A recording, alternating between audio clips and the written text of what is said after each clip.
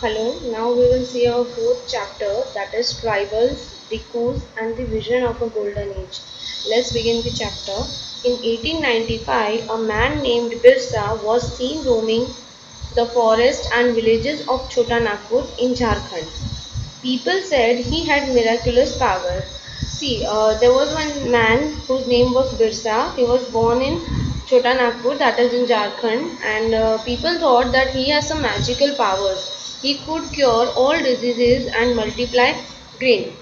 Birsa himself declared that God had appointed him to save his people from trouble, free them from the slavery of the coast, मतलब जो outsiders हैं उनसे उनको गुलामी से उनको मुक्त करना. Soon thousands began following Birsa, believing that he was भगवान, मतलब उसको God believe करके वो उनको follow करने लगे, उनके अंदर believe करने लगे, and had come to solve all their problems. Birsa was born in a family of Mundas, a tribal group that lived in Chota Nagpur. See,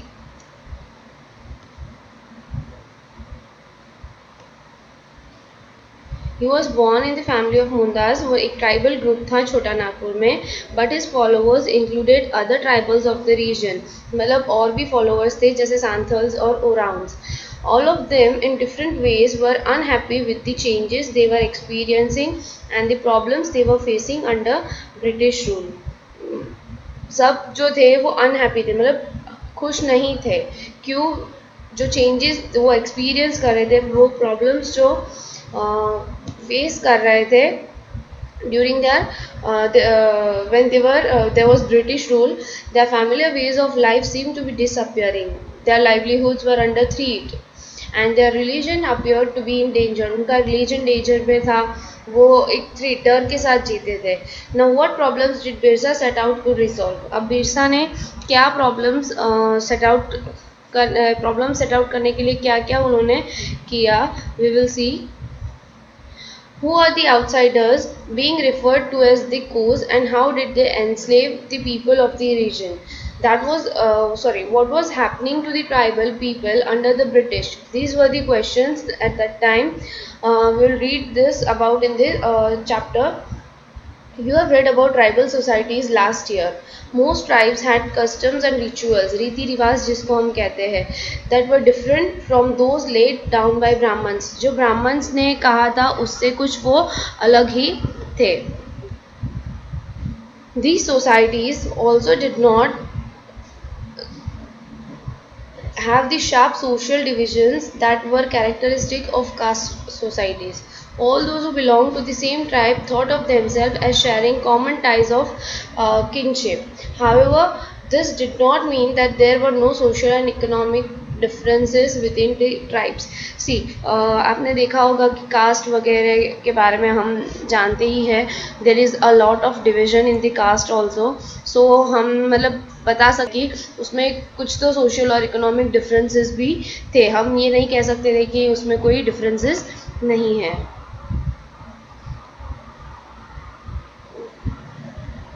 okay, how did tribal groups live by the 19th century. अब वो कैसे रहते थे पहले हम वो देखेंगे, जो जंगलों में और उस टाइम पे रहते थे. Tribal people in different parts of India were involved in variety of activities. Now let's see. First, we will talk about June cultivators. Some of them practice June cultivation, that is shifting cultivation. June cultivation, that is also known as shifting cultivation. This was done on small patches of land, mostly in forest. ये forest में किया जाता है. And the cultivators cut the tree tops to allow sunlight to reach the ground. जो tree का top होता है वो कट कर देते हैं ताकि जो सनलाइट है वो ग्राउंड पे रीच करे, पहुंच सके. And burn the vegetation on the land to clear it for cultivation. और जब वो कल्टीवेशन हो जाता था उसके बाद वो क्या कर देते थे, सब वो बर्न कर देते थे. और ये जो ऐश जो है, जो फायर में से बचती थी, वो क्या कर देते थे, उसको स्प्रेड कर देते थे ताकि वो सॉइल को क्या कर दे, फर्टिलाइज कर दे. So they used the axe to cut the trees and hoe to scratch the soil in order to prepare it for cultivation. So this was the process. They broadcast the seeds, मतलब seeds डालते थे, फिर वो scattered the seeds on the field instead of ploughing the land and sowing the seeds. Once the crop was ready and harvested, ready हो जाता था, harvest कर देते थे, वो दूसरे फील्ड पे मूव हो जाते थे. A field that had been cultivated once was left fallow for several years. सी, अब फेलो का मतलब यहाँ पे लिखा है, आप देख सकते हो, a field left uncultivated for a while so that the soil recovers fertility. उसको कुछ टाइम के लिए ऐसे ही छोड़ देते थे, कुछ भी क्रॉप ग्रो नहीं करते थे, ताकि उसकी फर्टिलिटी जो है वो मेंटेन हो. Shifting cultivators were found in the hilly and forested tracts of northeast and central India. The lives of these tribal people depended on free movement within forest and on being able to use the land and forest for growing their crops. That is the only way they could practice shifting cultivation. मतलब यही एक वे था जिससे वो shifting cultivation करते थे. Now we will see some were hunters and gatherers. अब हम देखेंगे कि जो कुछ लोग थे वो हंटर्स और गैदरर्स थे. इन many regions tribal groups live by hunting animals and gathering forest produce. ये जो ट्राइबल ग्रुप्स थे वो क्या करते थे, एनिमल्स को हंट करते थे एंड दे फॉरेस्ट में से बहुत सारी चीज़ें जो यूज़फुल है वो कलेक्ट करते थे, मतलब गैदर करते थे.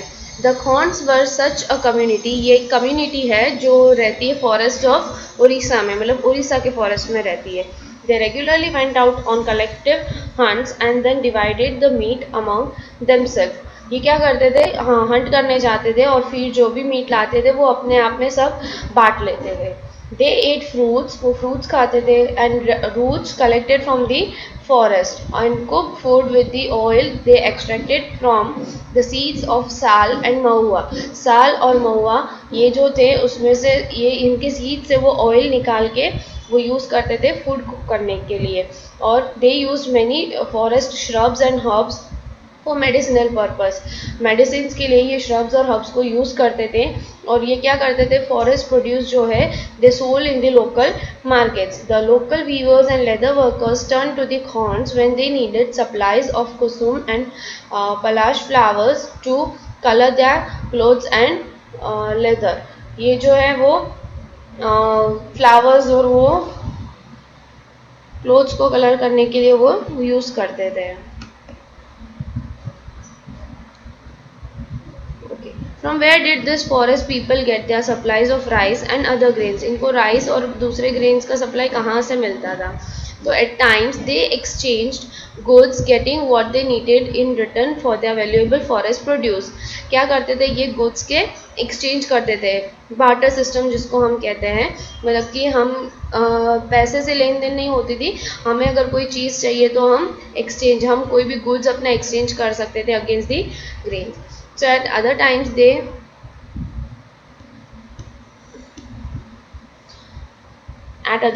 they bought goods with the small amount of earnings they had.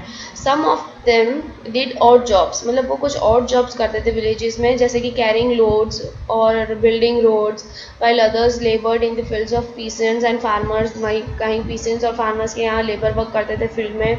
When supplies of forest produce shrank, tribal people had to increasingly wander around in search of work as laborers.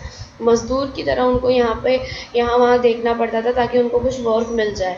But many of them like the Baiga central India were reluctant to do work for others. मतलब उन्हें दूसरों के लिए work करना पड़ता था. The Baigas saw themselves as people of the forest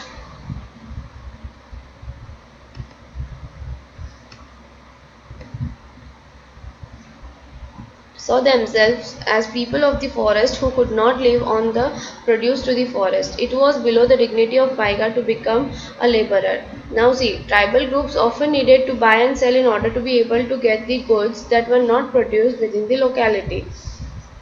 उनको क्या ज़रूरत थी, खरीदना और बेचना कुछ चीज़ें, ताकि वो जो लोकेलिटी में वो प्रोड्यूस नहीं होता है वो नहीं है, मतलब ये ज़रूरी होता था ट्राइबल ग्रुप्स के लिए. They needed to buy and sell. चीज़ें जो गुड्स है वो बेचनी पड़ती थी जो लोकेलिटी में नहीं है. So this led to the dependence on traders. मतलब ये चीज़ है, फिर उनको किस पे डिपेंड करना पड़ा, ट्रेडर्स और मनी लेंडर्स के ऊपर. And traders came around with things for sale and sold the goods at high prices. अब ये ट्रेडर्स क्या करते थे, हाई प्राइस पे वो लोग सेल करते थे. Okay, they sold their goods at high prices. Money lenders जो है वो they use to give loans to the tribal so that they get the cash needs. अगर उनको कैश की ज़रूरत है तो वो मनी लैंडर्स से बोरो करते थे and they had to return that amount with interest and that interest charge was very high. मतलब इंटरेस्ट जो चार्ज किया था वो बहुत ही ज़्यादा हाई था. और इसीलिए ट्राइबल्स को मार्केट और कॉमर्स जो है वो उनको हमेशा डेट मतलब कि उधारी और गरीबी ही मानते थे ये इस चीज़ को.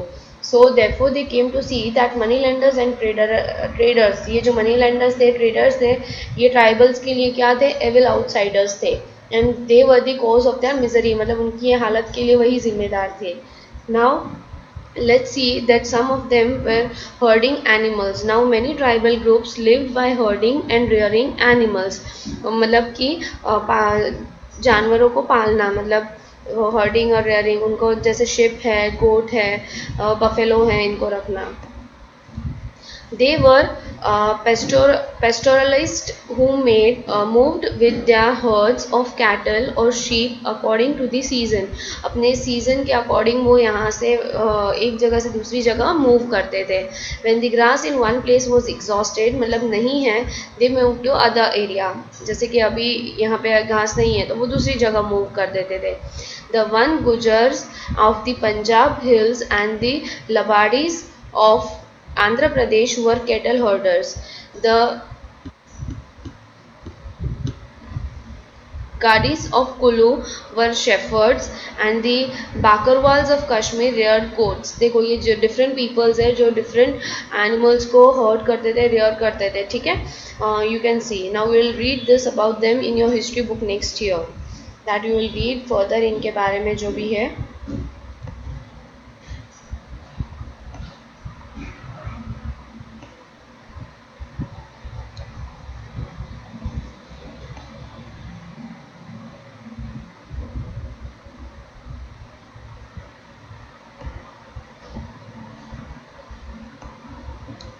Okay. After that, some of them were took to settle cultivation.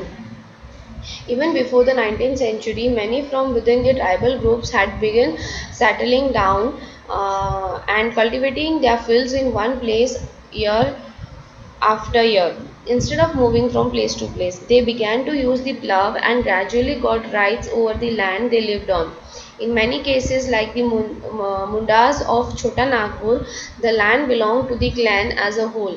All members of the clan were regarded as descendants of the original settlers who had first cleared the land. Therefore, all of them had rights on the land. मतलब सबका right था उस land के ऊपर. They all were working together. Very often, some people within the clan acquired more power than others. कुछ जो clans थे, some people within the clan they were acquired with more power than others. कुछ से ज़्यादा उनके पास power होता था. कोई जो है वो चीफ बन गए और कुछ है वो फॉलोअर्स बन गए. Powerful men often rented out their land instead of cultivating it themselves. Powerful mans थे वो क्या करते थे, अपनी जो लैंड है वो रेंट पे दे देते थे और खुद कल्टीवेशन नहीं करते थे. British officials saw subtle tribal groups like the Gonds and Santhals as more civilized than hunter gatherers और शिफ्टिंग कल्टिवेटर्स. ये जो ग्रुप हैं उनको ज़्यादा सिविलाइज मानते थे ब्रिटिशर्स. जो हंटर गैदरर्स है और जो शिफ्टिंग कल्टिवेटर्स हैं उनसे ज़्यादा उनको मानते थे कि वो ज़्यादा अच्छे सिविलाइज्ड है. Those who lived in the forest were considered to be wild and savage. They need to be settled and civilized. वो मानते थे कि ये जो फॉरेस्ट में रहते हैं वो मतलब वाइल्ड है, सेवेज है, वो मतलब उनको ज़्यादा सेटल करना और सिविलाइज करना ज़रूरी है. How did colonial rule affect tribal lifes. अब कॉलोनियल रूल है वो कैसे अफेक्ट करता है. सी द लाइफ जो ट्राइबल ग्रुप की लाइफ है वो बहुत चेंज हो गई ब्रिटिश रूल के टाइम पे. क्या चेंजेस हुए, let's see. Now what happened to tribal chiefs. Before the arrival of the British in many areas, the tribal chiefs were important people. ये जो people थे वो बहुत ज़्यादा important थे और ये enjoy करते थे certain amount of economic power and had the right to administer and control their territories. वो अपने उनके पास हक था कि वो एडमिनिस्टर कर सकते थे, उनके पास राइट था, पावर्स थे उनके पास कि वो अपने टेरिटरी को कंट्रोल कर सके, अपने एरिया को. In some places they had their own police and decided on the local rules of land and forest management. So under British rule, the function and the powers of the tribal chiefs change considerably. लेकिन British rule के time पे इनके functions और powers जो है tribal chief के वो change हो गए. They were allowed to give their land titles over a cluster of villages and rent out lands. Rent out कर सकते थे वो लैंड्स को, but they lost much of their administrative power. लेकिन जो एडमिनिस्ट्रेटिव पावर था उनका, ये ट्राइबल चीफ का, वो उनका कम होने लगा और वो फोर्स करने लगे ताकि वो फॉलो कर सके लॉज जो ब्रिटिश ऑफिशियल्स है इंडिया में. जब ब्रिटिशर्स सेटल हो रहे थे, उन्होंने जो लॉज बनाए वो फॉलो करें. They also had to pay tribute to the British and discipline the tribal groups on behalf of the British. They lost the authority they had earlier enjoyed among their people and were unable to fulfil their traditional function. अपने traditional function को भी वो fulfil नहीं कर पाते थे और इस तरह से उनके अंदर थोड़े चेंजेस आने लगे. नाउ लेट्स सी कि what happened to the shifting cultivators. अब जो शिफ्टिंग कल्टिवेटर्स थे उनके साथ क्या हुआ. The British were uncomfortable with groups who moved about and did not have a fixed home. British इस चीज़ से अनकम्फर्टेबल थे उस ग्रुप से जो मूव करते रहते थे, जिनके पास एक फिक्स होम नहीं है. तो वो क्या चाहते थे,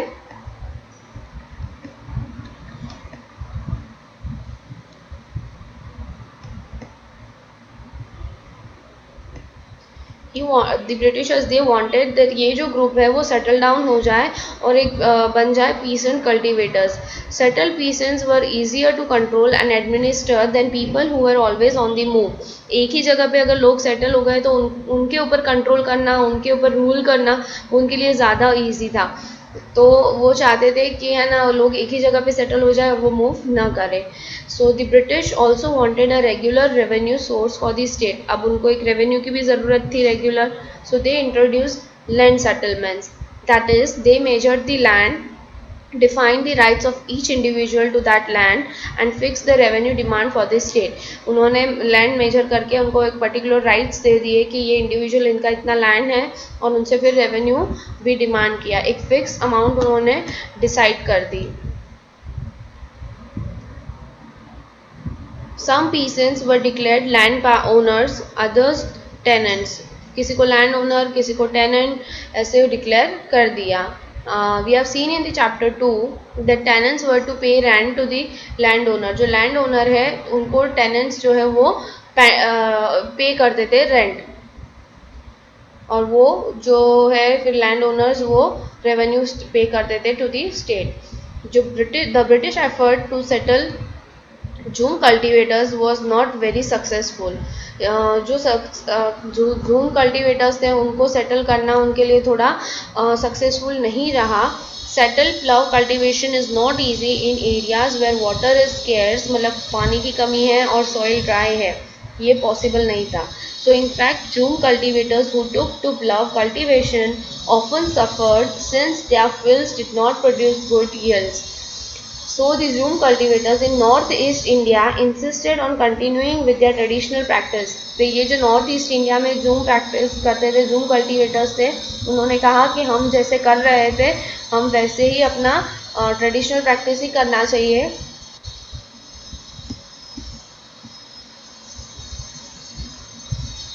Facing widespread protest, the British had to ultimately allow them the right to carry on shifting cultivation in some parts of the forest. तो उन्होंने थोड़ा राइट दिया कि वो कर सके.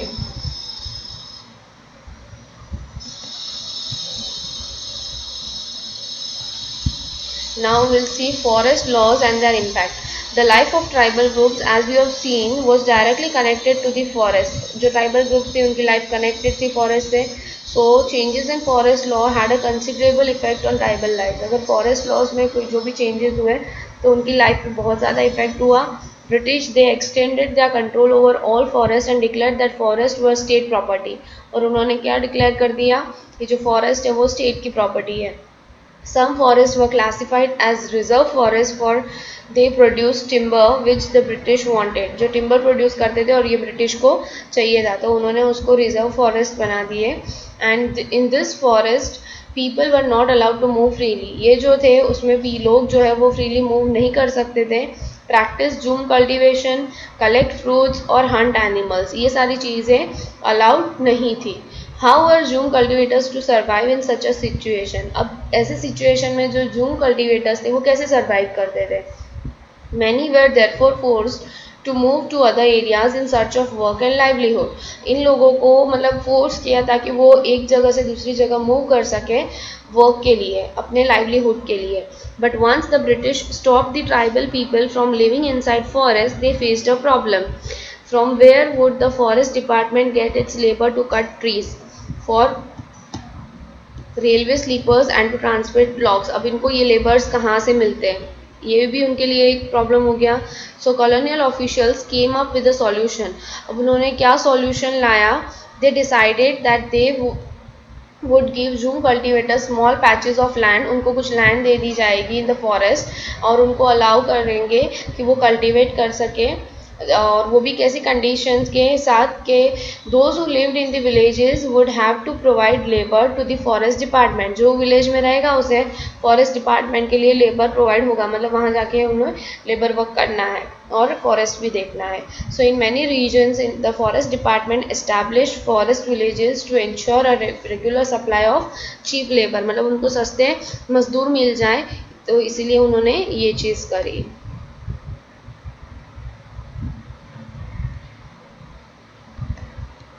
Many tribal groups reacted against the colonial forest laws, ये बहुत लोगों ने, मैनी जो ट्राइबल ग्रुप्स है उन्होंने रिएक्ट भी किया, वो उन्होंने डिसओबे किया जो नए रूल्स थे वो, and they continued with practices that were declared illegal, और वही जो इलीगल मानते थे तो भी वही प्रैक्टिसेस वो कर ही रहे थे, कंटिन्यू थी।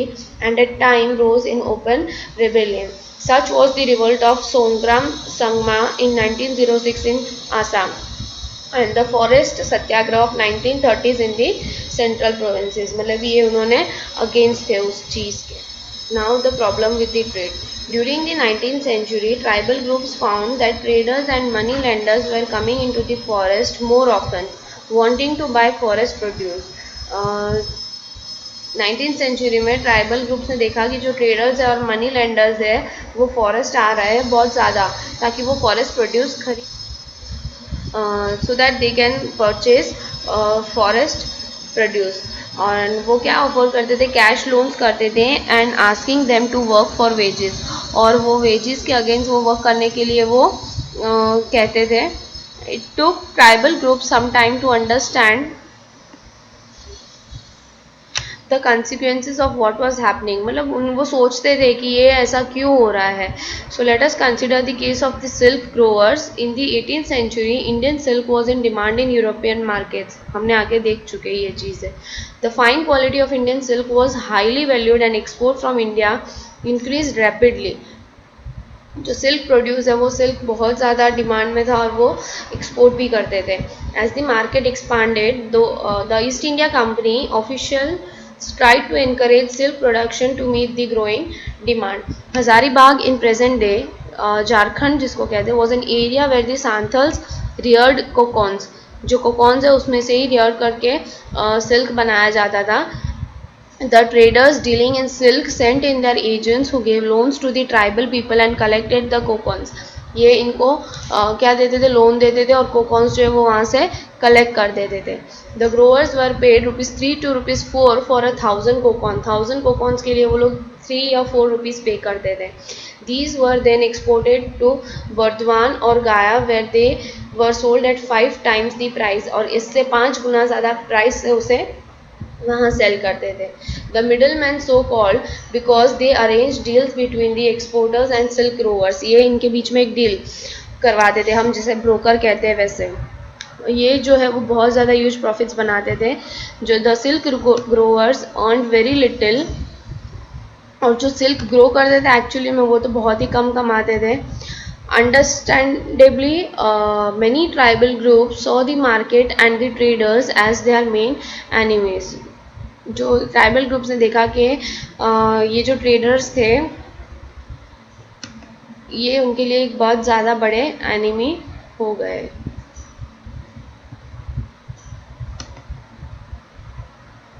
Now the search for work. The plight of the tribals who had to go far away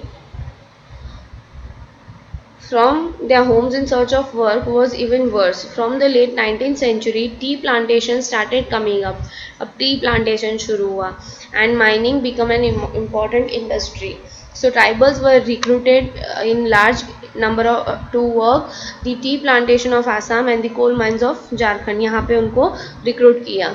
They were recruited through contractors who paid them miserably low wages and prevented them from returning home. ये इनको घर भी नहीं जाने देते थे, ऊपर से इनको wages भी बहुत ज़्यादा मतलब कम देते थे. Now let's have a closer look. Through the 19th century and 20th centuries, tribal groups in different parts of the country rebelled against the changes in law, the restrictions on their practices, the new taxes they had to pay, जो exploitations था जो traders से, money lenders से, ये उनके लिए एक change था. ठीक है. So the Kauls rebelled in 1831 to 32. Santals rose in revolt in 1855. The Basta rebellion in central India broke out in 1910 and the Worli revolt in Maharashtra in 1940. These were the different revolts. The movement that Birsa led was one such movement. Birsa ने भी एक movement सच एक ऐसा ही movement led किया था. Birsa Munda. He was born in the mid 1870s. He was son of a poor father and he grew up around the forest of Bohonda, grazing sheep, playing the flute and dancing in the local akhara. ये इनका work था. Forced by poverty, his father had to move from place to place looking for work. उनके father को एक place से दूसरे place move करना पड़ता था वर्क के लिए. As an adolescent, Birsa heard tales of the Munda uprisings of the past and saw the Sirdars, मतलब जो leaders थे of the community, urging the people to revolt. They talked of a golden age when the Mundas had been free of the oppression of the coast and said there would be a time when the ancestral right of the community would be restored. They saw themselves as the descendants of the original settlers of the region, fighting for their land. मुल्क की लड़ाई, ये लोग खुद के लिए fight करते थे, रिमाइंड करते थे पीपल को that they had to win back their kingdom, उन्हें उनका किंगडम वापस जीतना पड़ेगा. Birsa went to the local missionary school and listened to the sermons of missionaries. There too he heard it said that it was possible for the Mundas to attain the kingdom of heaven and regain their lost rights. वो अपने जो खोए हुए हक है वो वापस regain कर सकते थे, वापस मिल सकते थे उनको. This would be possible if they become good Christians and give up their bad practices. अपनी bad practices दे सके और वो Christians बन जाए तो ये चीज़ possible थी. जो later Birsa also spent some time in the company of prominent Vaishnav preacher. He wore the sacred thread and began to value the importance of purity and piety. वैष्णव जो एक थ्रेड पहनते हैं, आपको पता है वैष्णव जो होते हैं वो भी उन्होंने किया. Birsa was deeply influenced by many of the ideas he came in touch with. ये ऐसे बहुत सारे आइडियाज से वो इन्फ्लुएंस हुए जो अपने बढ़ती उम्र में वो देख रहे थे. His movement was aimed at reforming tribal society. He urged the Mundas to give up drinking liquor, मतलब शराब पीना छोड़ दे, clean the village साफ रखे, stop believing in witchcraft, मतलब दूसरे जो superstitions वगैरह है या इसमें मानना सब में ये सब भूल जाए. But we must remember that Birsa also turned against missionaries and Hindu landlords.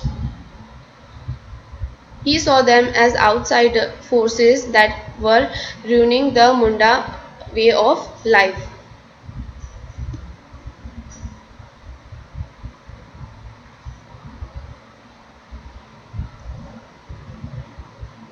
In 1895, Birsa urged his followers to recover their glorious past. उन्होंने रिक्वेस्ट की उनको फॉलोअर्स को बताया कि हमें अपना जो पास्ट है वो रिकवर करना है. He talked of a golden age in the past, सत्युग जिसको बोलते हैं, the age of truth, when Mundas lived a good life, constructed embankments, tapped natural springs, planted trees and orchards, practiced cultivation to earn their livings. ये सारी चीज़ें वो उन्हें याद करवा रहे थे. They did not kill their brethren and relatives. They lived honestly. Birsa also wanted people to once again work on their field, on their land, settle down and cultivate their fields. वो चाहता था कि उनके जो लोग हैं वो वापस एक बार सेटल हो जाए अपनी जगह पे, अपनी लैंड पे, और वो कल्टीवेट कर सके. What worried British officials most was the political aim of the Birsa movement. Birsa movement का जो ब्रिटिश ऑफिशियल्स थे उनको एक ही चिंता थी, ये इसका जो एम था वो, for it wanted to drive out missionaries, moneylenders, Hindu landlords and the government, and set up a Munda Raj with Birsa at its head. The movement identified all these forces as the cause of the misery the Mundas were suffering. ये मतलब सारी चीज़ें उन्होंने फिर बताई. The land policies of the British were destroying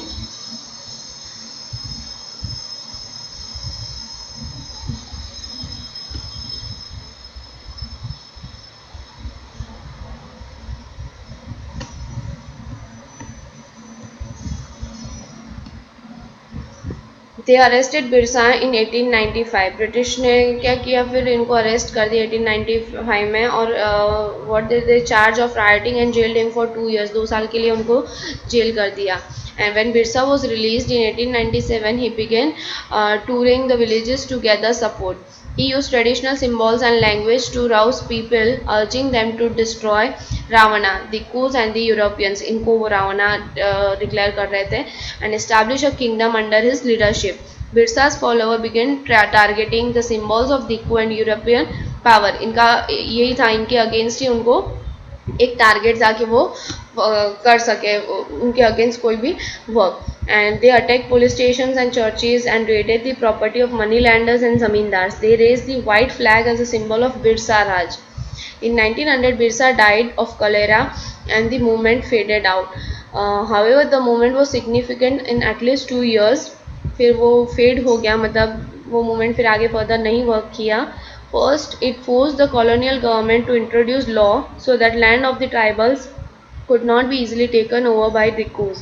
Or the second thing was it showed once again that the tribal people, they had the capacity. उनके पास एक capacity थी, वो प्रोटेस्ट कर सकते थे जो उनके साथ खिलाफ अन्याय हो रहा है उसके अगेंस्ट.